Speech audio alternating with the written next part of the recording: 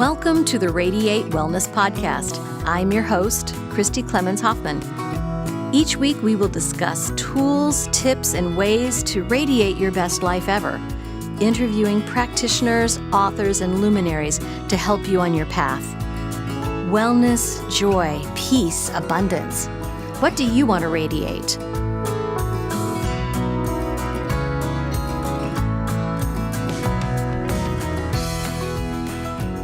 Hi, welcome to the Radiate Wellness Podcast. Today we're going to radiate generosity with Mark Logan. Mark and I have known each other, I think we figured 15 years? Yeah, about 15 years. I measure everything in terms of my daughter, and it was before then, so about 15 years. Actually starting in the political circles, but now Mark has gone into a different venture, had been the owner and CEO of Look and Feel New Media, and now the president and CEO of Idealect here in Kansas City, based in Kansas City. Now, we're friends on LinkedIn, and Mark had published on that forum a report on generosity that I thought was really interesting, and that's what really starting this talk about getting him out here. So you've been working on generosity. Can you tell me a little bit about that? That was interesting. Yeah, so my client base includes social enterprises and nonprofits. It's really, my practice really operates at the intersection of innovation and inclusion. Yeah. And I'm trying to practice innovation for good. Nice. So I was recently engaged by a substantial nonprofit here in Kansas City to take a look at their brand health within the charitably engaged community in Kansas City, and then to also understand what drives people to donate time and money to, and what chooses them to select certain organizations over others to support. Yeah, was there anything that was surprising to you? Yeah, there were a few surprises. The first thing that I did was go out and look at existing research, sort of nationally and internationally. Mm-hmm. There has and there hasn't. So there's a lot of research around what motivates people to give, a little bit of research around what motivates people to volunteer. Right. And those two things are somewhat distinct. You know, most nonprofits are vitally concerned with generating money and fundraising. Right. And to a lesser extent, you know, they may or may not be as motivated around attracting volunteers. Right. What there is a deficit of, though, is research around what makes people choose particular nonprofits or select some opportunities versus others. Right. So that was harder to get at. I can imagine. Kansas City is a very philanthropic city. Yep. There's a lot of deep pockets. There's a lot of giving. There's a lot of volunteerism in Kansas City, which I think is really nice. And so you did this for the benefit of a client. And so what does motivate people to give or motivate people to volunteer? Kids and puppies. I'd have to say that's true. Okay. Yeah, no, kids and puppies. It's really borne out in the research. When you ask people, we see this both nationally and locally. When you ask people what their charitable priorities are and let them pick among a bunch of different categories, children's number one. Sure. Animal welfare is number two, and so on down the line. Now that doesn't necessarily line up with where they choose to spend their money and their time, but when you ask them what their priorities are, kids and puppies, that's what it's all about. Oh, interesting. So like children's hospitals and shelters and foster care and all of these lovely things. Yeah. Yeah, that's great. And then is that true for how we spend our time as well, if we're going to volunteer? Yeah, that doesn't directly line up. There's some differences in how people want to spend their time and their money. Sure. And a lot of that comes down to what they expect the volunteer experience to be like. Mm-hmm. And there are also some sort of personal preferences there. Introverts versus extroverts, and people who like to socialize, people who don't like to socialize. Mm-hmm. And then there are some charities in particular where people are a little bit more reticent to expose themselves because the particular charitable organization may deal in some hard truths. Really? Yeah. So, for example, organizations that support really sick kids, people may be apt to donate money to because they're motivated and they feel it's an important cause, but they may be less willing to expose themselves because it's sad, and it's hard. So there's those kinds of differences. Oh, I see. Yeah. Well, and there could be some technical. We, may think that we have to have some technical ability in order to help out there. Yep. Right. Now, do you personally do some volunteering and donating? I do. So my personal volunteer work is largely sort of at the advisory or board level or in-kind contribution of services, because I feel like that's where I can be the most benefit. So I'm on a couple of boards and I donate some of my services. And I do donate monies primarily to organizations that work on economic inclusion and racial equity, because those are my personal priorities. Yeah. We've had a couple of different guests here on the podcast talk about inclusion. It's one of the things that I'm passionate about. Yep. Yeah, and that's fantastic that you've got all this expertise. Why not use it to do good? It's beneficial, right? It is People beneficial. need it. Absolutely. And so have you always been in this position to do this? No, not at all. This is relatively new for me. So, my professional background, I started a web development company in '96. I sold it to an advertising agency here in Kansas City in 2005, and I worked for that agency for about 12 and a half years. First leading a digital marketing group and then an innovation lab. So I've been involved in technology, content, marketing, and innovation probably for about 26 years. And only in the last 8 months have I taken that and focused that especially on social good. Yeah. Well, of course, when we met back in the day, it was all about social good and all that stuff. And you're doing great stuff. As you know, I've been politically involved and supporting progressive causes and a number of things that impact the social sphere, but I haven't made it my work. And now my work and my values are in alignment. Yeah, you get to help out with that. And so when you're working in innovation, I know we have a concept of what that means, but it's like, what is it when the rubber meets the road? How do you really help people with innovation? So, I think most people associate innovation with technology. Right. And technology can certainly be a component of innovation. But the definition of innovation that I lean into is solving difficult problems in new ways. Right? Yeah. And so it can involve technology, but it doesn't have to. The particular form of innovation that I practice is human-centered design. It's known under a number of different forms. One of the most sort of popular handles is a practice called design thinking. And it's really just a way of looking at problems with a human-centered lens. You try to develop an understanding of the problem from the perspective of the people for or with whom you're designing first and foremost, so that you don't solve the wrong problem. Right? And you solve it in a way that is empowering and inclusive, and ultimately you hope to build equity and empower those people rather than disempower them, or worse, put a solution into a situation that doesn't resonate with them. Oh, right. That makes sense. Yeah. So another practice that I've been trying to weave into my practice is a way of working called equity-centered design. Oh, really? Okay. Yeah, and that's really designed for working particularly with historically disempowered communities, tackling difficult, complex, systemic social problems. Right.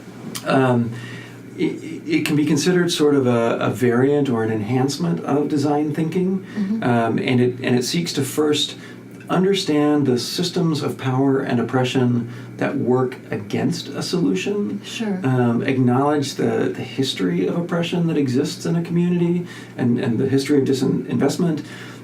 Do some healing work, and then explicitly involve the community in the design of the solution that's going to work for them. Oh, I love it. Yeah, so rather than treating people as research subjects or inputs to a problem, you treat them as partners and collaborators in the design of a solution. Oh, absolutely. Yeah, so that's the practice that I'm moving towards, and I love it. Yeah. And so I can see where that would really help something like giving, like volunteerism, that just really involving all the stakeholders in it. Yep. Right. Yep. Oh, that's fascinating. Really contributing to the health through wellness of the community and the organization. Yeah. Right, so that they can do more of what they plan to do.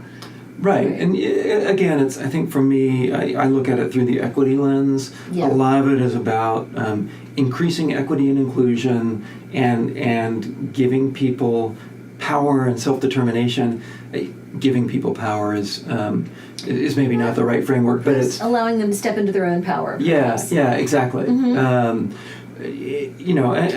And that I think is pretty crucial and important, particularly in this age that we find ourselves living through. Mm-hmm. And so that work you do, would that be primarily through like a commercial organization or through nonprofits, or what type of organization do you feel like you work best with bringing that equity in? So right now I'm engaged with some social enterprises. Mm-hmm. These are for-profit organizations that exist to tackle social problems. So they exist for a purpose beyond just profit. So profit and purpose. That's interesting. Okay. Yeah, and that's a movement that we see happening across a lot of different I've noticed that. parts of society. Yeah. Oh, absolutely. So one of the organizations I support is Conscious Capitalism of Kansas City. Yeah. And that's very much the heart of that movement. So talk a bit more about conscious capitalism. Yeah, so conscious capitalism is really just a recognition that capitalism and for-profit businesses can be a force for good. Right. Certainly aren't always that. Right. But they can be. And that business needs to recognize a purpose beyond profit, needs to organize around serving the needs of stakeholders, not just serving the needs of shareholders. Right. And then all sorts of business decisions flow from that. Right. I would imagine it makes a company more sustainable. Yep. And a better corporate citizen. Yep. As well, because for sure. Right, when you're engaging the engaging the community and the shareholders as the stakeholders, excuse me, as part of, excuse me. Yeah.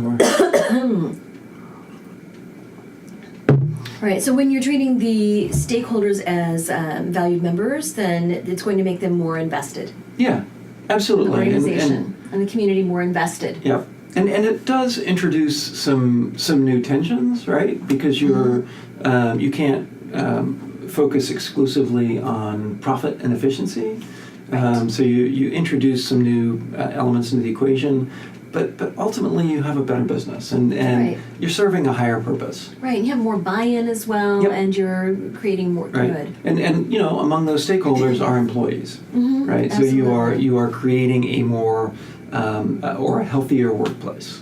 Right, absolutely. I think we've all seen the trends of large corporate layoffs, of companies like reducing hours and pay and things like that. Yeah. Do you see that trend moving back towards something that's more sustainable?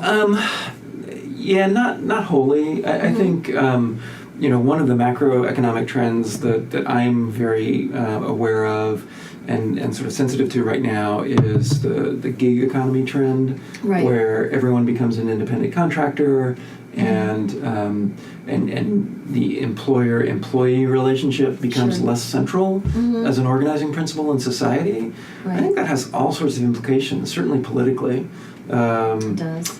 So much of our economy and society historically has been grounded in that employer-employee relationship. And if we are doing away with that relationship, absolutely, then we have to rethink some pretty fundamental elements of the social contract, right? Absolutely. For me, one of the obvious elements that we have to consider is healthcare and health insurance. Right now, most people get their health insurance either from the employer, or if they're retired or qualify for Medicaid, from the government. Right.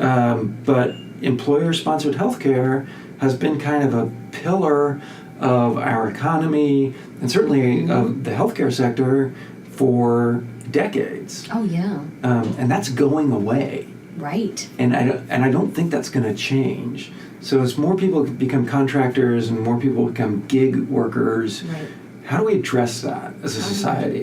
For me, that's an argument for universal health care. No, I think so for too. single payer. Well, absolutely. Or if not single payer, then at least a public option. Right. But, that... So I think to just go back to your question, I think, we're seeing these maybe somewhat contradictory trends in business. We see some organizations, both small scale and large scale, embracing concepts like conscious capitalism or B Corps or other forms of sort of social entrepreneurism, really, which Absolutely. is an explicit organization around a social good. So that trend I don't think is going to go away. But at the same time, we're seeing other examples of businesses trying to divest themselves of social responsibility and responsibility to their employees. Right. And that I think is problematic.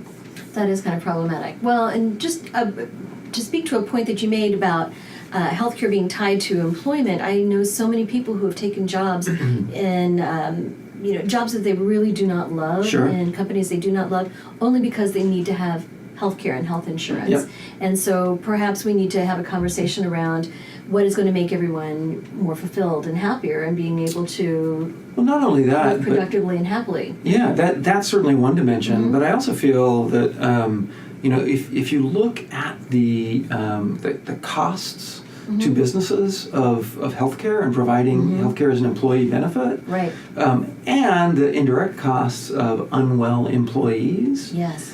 What would happen if that burden were taken off business? Exactly. What would happen to entrepreneurism, locally, regionally, nationally, if people were free to start a business without the burden of worrying about health insurance? Well, and what would happen to us if we could do the job that we love and we feel passionate about rather than something just so we can have the health insurance? Right.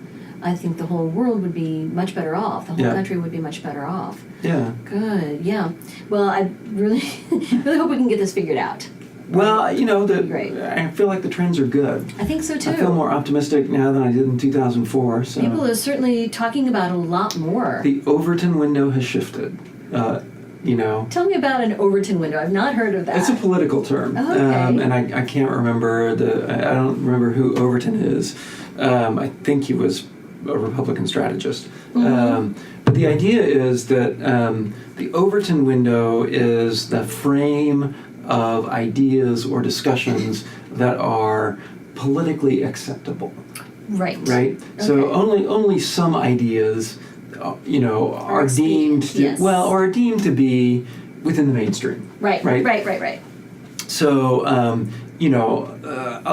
think the first time I encountered this was in the context of Social Security privatization, right? Many decades, Social Security privatization was outside the Overton window. It was an idea that was so radical that no one wanted to touch it. Right. But Republicans made a concerted effort to shift the Overton window so that privatization was something within the mainstream of discussion.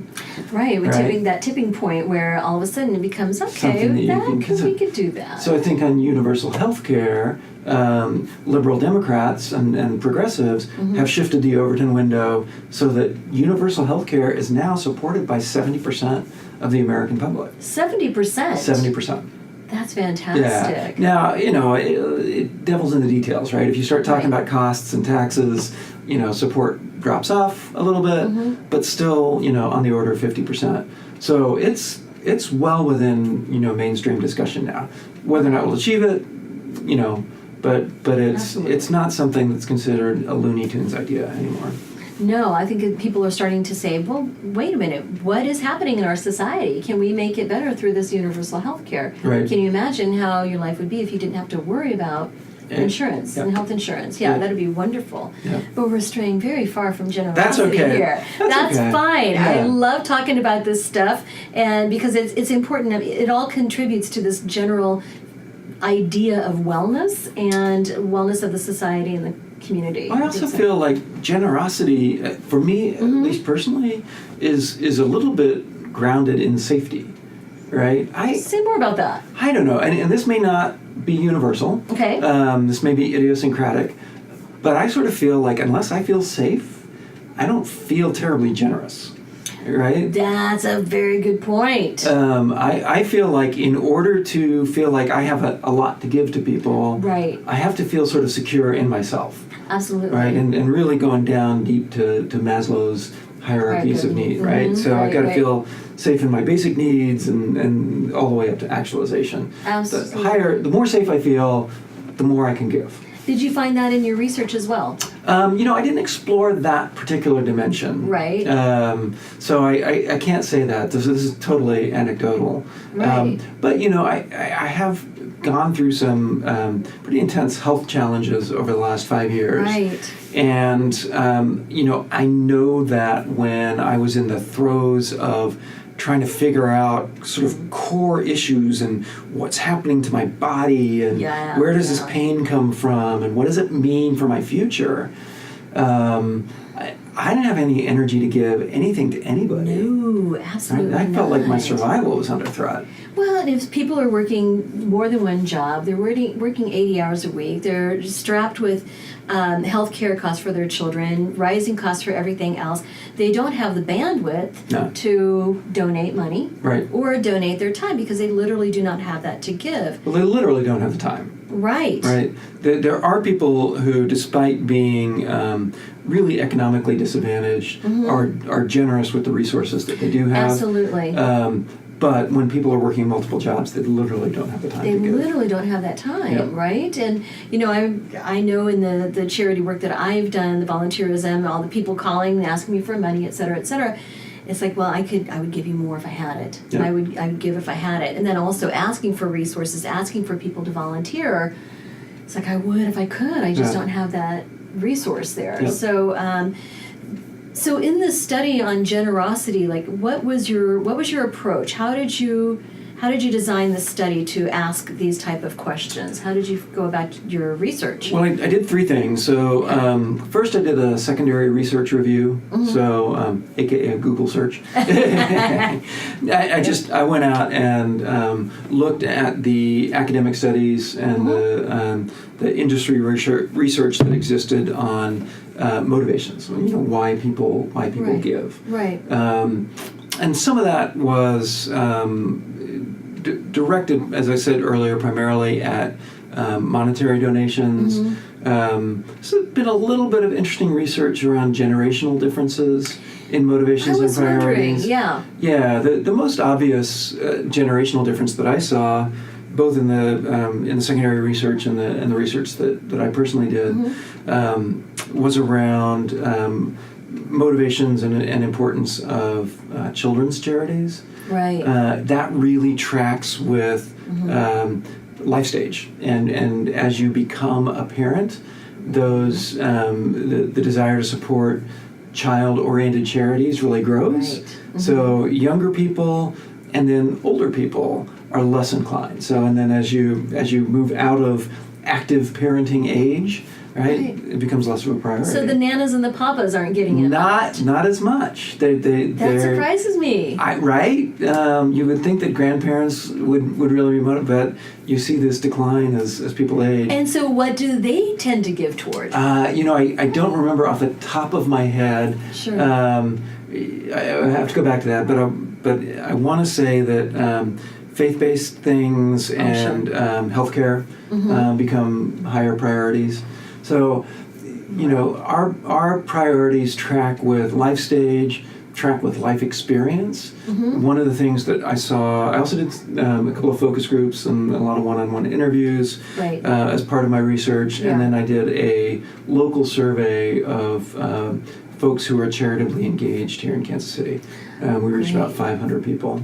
Oh, wow, that's a great sample. Yeah, no, it was a good sample size. Some people who are volunteers, some people are donors, and a lot of people who are both.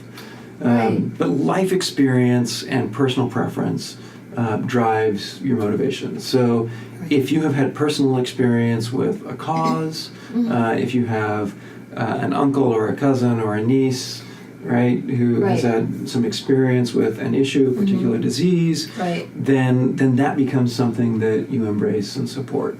Right. So those are the primary drivers. Charitable choice, when it comes down to which charities you choose, that's highly idiosyncratic. Is it? It really is. And one of the things that nonprofits believe and know is that people place a tremendous amount of emphasis on impact data. Funders certainly require it. And so everyone now is trying to tell the story of efficacy and data and impact and efficiency, how they use the dollars, how much goes to overhead and things like that. Does the general donor or volunteer really look at that stuff? So here's the interesting thing. Okay. Right? We all say that we do. Right. Right? We all say that we care about efficiency and efficacy. But it turns out that most of us never do the research to figure that stuff out. Okay, I am one who's not done the research on those things. And you're not alone, right? Right. But the other thing, the really surprising thing is that it turns out if you do the research, you become less inclined to give generally. Interesting. Why do you think that is? So there have been a couple of studies that show that if you give people the facts and figures and ask them to do the research to figure out where they want to give their money, their overall impulse to donate declines.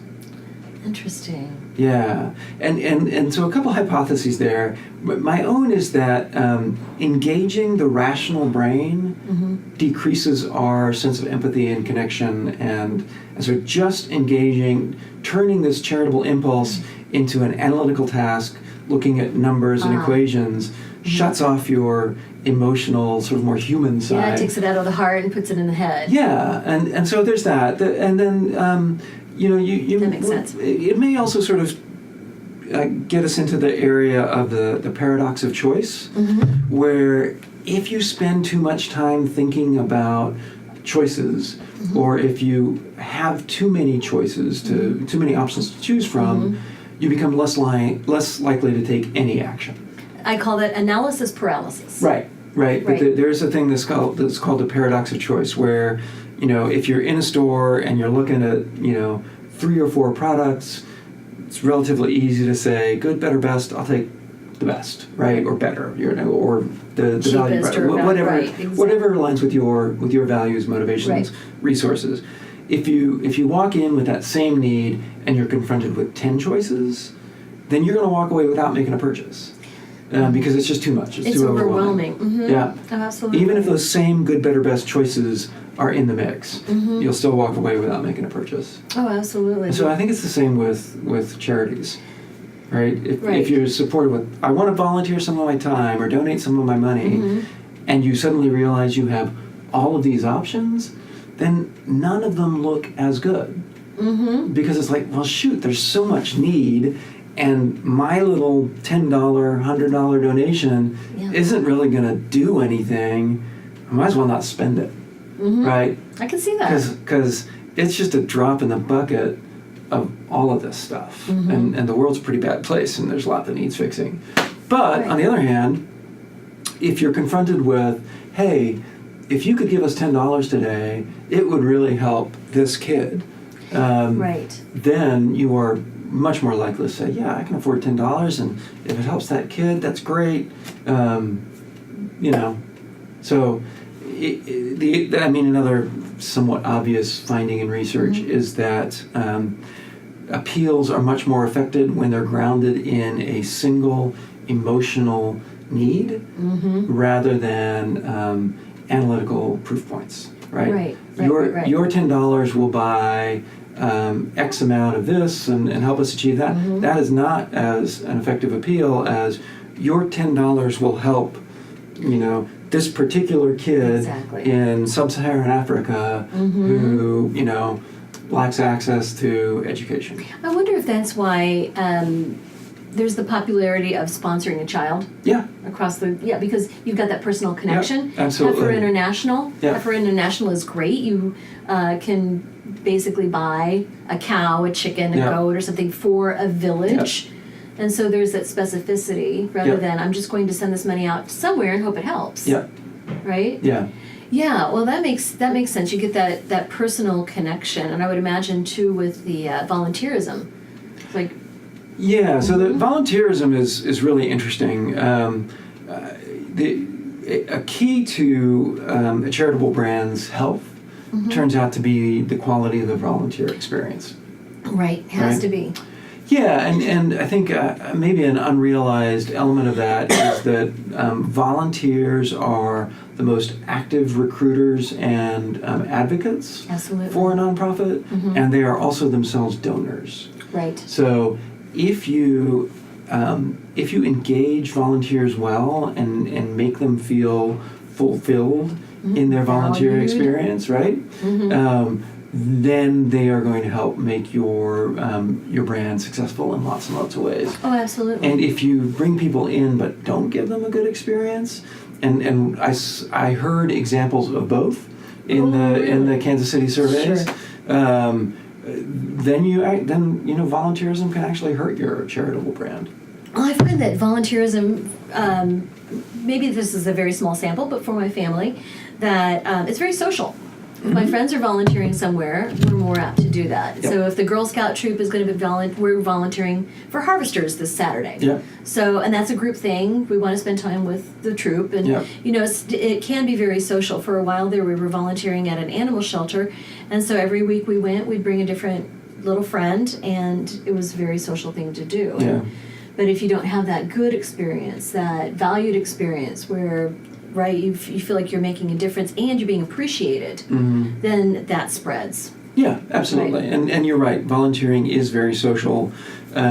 People do it and get sort of social currency out of it. They do. They interact with the other volunteers. They also recruit their friends and family to be volunteers. Exactly. Yeah. You're more likely to volunteer somewhere if you've got a friend who does that. Yeah, exactly. And you're going to be asking your friends to volunteer too, just to spend time together as a social activity. Yeah. Yeah. So you found that in your research absolutely. as well. Very, very strong dynamic. Very strong. So what do you think is going to be the result of this study that you did? How are you going to be able to apply it? Well, specifically for this client, they are looking at fine-tuning the volunteer experience and communications to align with the motivations and priorities of the Kansas City charitably engaged community. I think more generally it has applications for both nonprofit and for-profit social impact businesses. Really? Yeah. For-profit social impact businesses, the line between sort of social enterprise and nonprofits is blurring. Nonprofits, in many cases, are being told by funders to operate more like for-profit businesses and to generate self-sustaining revenue streams. So, it really becomes more of an issue of almost tax structure than anything else. There can be a very fine line between for-profit social enterprises now and nonprofit businesses. Wow. Yeah, just depending on the operating model and the purpose and mission that they're oriented to serve. So they both have to.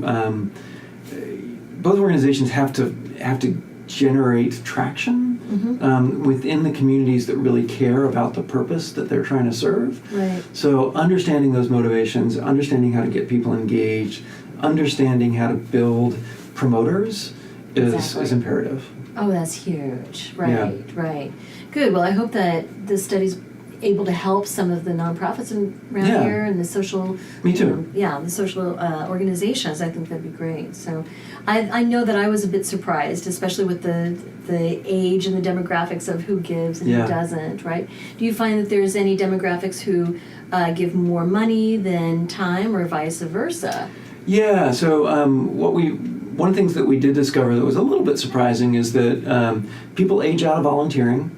Yeah, I was surprised by that too. You would think of people starting to volunteer when they're retired. And many do. That is a lifestyle or a life stage trigger. And we heard that a lot in the focus groups that we did. Sure. People talked about wanting to have a purpose and having spent a lot of time in this environment. Interestingly enough, some people whose professional credentials might have led you to believe that they would orient their volunteering in one direction or another went completely different direction. Interesting. Yeah. I found that teachers, for example, did not want to go back to school and volunteer in education environments. Surprise. Done, right? I want to go do something completely different. Right. But, after a certain number of years of volunteering, those older folks tended to back off on those time commitments and focus on donating money. Right. If they have it, that's great. Yeah. And younger people generally don't, a lot of times don't have the money, so they're more apt to volunteer. Fantastic. Well, it's been really great talking with you, Mark. Thank you. It's been you a too. while, and so I was just fascinated by generosity. I'm fascinated by giving. Yeah. Now, is there anything that you think would be good to hit again, or something we haven't covered that you think is really important? No, let me think about that. Sorry to put you on the spot. Yeah, that's okay. From other research that I've done, I know that generosity, giving, donating time is a good stepping stone to personal happiness. I think so too. So many studies bear that out. Yeah. So that, I think, for me is a motivation to give, is for my own personal well-being and happiness. And that's selfish, right? But yes and no. But it's totally okay. It's okay to be selfish in that regard. No, it's good to feel happy. Yeah. And when I talk about happiness, I'm not talking necessarily about surface level hedonistic happiness. But I'm really talking about contentment with life and satisfaction and a feeling of alignment with your values and honestly a feeling that you're contributing and doing good in the world. Right? Absolutely. That's the foundation of my quest for happiness. Absolutely. Right? I want to do some good. I want to feel like I'm doing more good than harm. Right. Yeah, I just feel like it makes you fulfilled rather than just like this giddy, fleeting happiness or this giddiness. Sometimes giddy happiness is great. That's fine in controlled doses. Yeah, absolutely. Yeah. It's not sustainable for very long. Right. No, there's nothing wrong with being giddy. Be giddy. If you can be giddy, be giddy. But I totally get your point that it's this deep-seated fulfillment, this full feeling that just drives what we do, and I think the giving of our time and of our resources is a big part of that. Yeah, So many studies just do bear that out. Yep. Right. So your study that I read on LinkedIn, that's on your blog, is that correct? Yep. Okay, can you give us the address of that blog? Sure, just go to idealect.is, I-S. I-S, okay. Not .com. Not .com. No, I-S. What's the I-S? It's actually Iceland. Okay. But I like the statement that we exist. I love it. Okay, we'll put that in the show notes. Awesome. Okay, and we'll put I'm sure you've got a lot of other great research studies and a lot of great musings and ideas there. So, I thank you so much for being here with us. Thanks for having me. Absolutely. Really good to see you. So good to see you. Yeah.